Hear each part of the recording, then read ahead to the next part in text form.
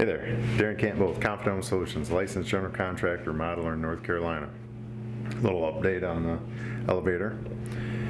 Got the drywall up, the walls remudded. Got a little touch up on the soffit in a couple areas. And yeah, so Harley's setting up the Festool Planex and the Makita vacuum. And we'll knock this out and get some primer and paint on it here. Trim it out, so get this thing wrapped up. So, all right. So yeah, everybody has their own style. But we typically will do once around, and as to what we think areas that need a little bit more touch up. Some people put chalk in their drywall to mark it when they go back and do patches, but he uses a lot of chalk. We just grab a little piece of tape, put it beside it, and I think we use 3/4 or 1 inch, but is what it is, and it works. And yeah, so we'll go around, like for example in this corner. Now if you have a ton of light, you'll be able to see that, but since this has all been sanded, we went back and just touched that corner up, having a little piece of tape there to remind us of areas up there. A couple areas. This always happens when you're working around existing areas. You always have to do something similar to that. So, all right, let me get at it. Here's a Festool Planex. So we've had this for, I don't know, maybe 3 or 4 years. Yeah, LHS225EQ. Wow, has their phone number right on there. This has been well worth the money. I think we gave pretty close to, aren't they right around a couple grand? But we run it with a Makita uprights, and they seem to work pretty good. Now, a lot of times I don't. In this setting right here, the auto, every time I hit the trigger, it will turn on.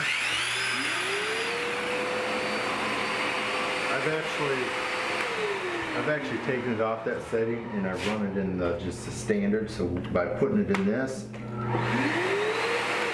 the vacuum's on all the time, and then I can just switch this on and off. The advantage with that is when I shut the tool off, it will continue sucking the rest of the dust. I notice it's beneficial to just have it in that setting as opposed to shutting it on and off. And it does fit perfect right here. It fits on that. Fits on there pretty good and tight. So I do wish they had sent a longer cord, because their hose is considerably longer than the cord is. So it does collect a lot of the dust, a lot of the drywall dust, but not a little bit of the dust will get by, and so that's why we wear masks.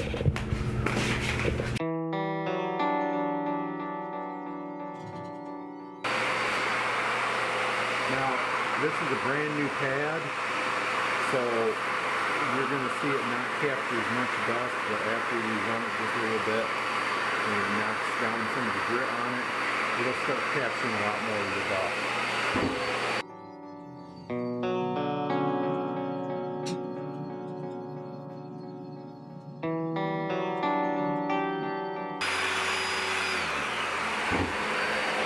Here's another tip when you run this.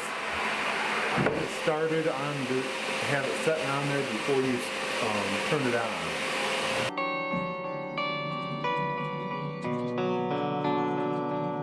You probably want to know why would you start it. A couple reasons is you don't want it spinning really fast before you engage the surface, because unless it's perfectly flat, you'll gouge in different areas.